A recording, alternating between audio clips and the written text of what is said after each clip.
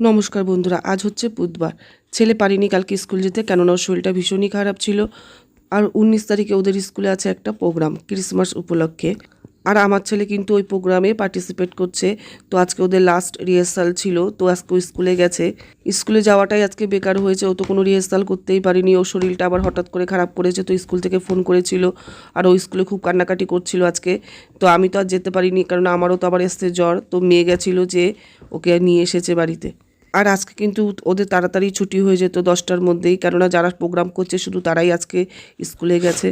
তো দেখতেই পারলে যে ছেলে তো বাড়িতে চলে এসেছে, ওর দিদি নিয়ে চলে এসেছে।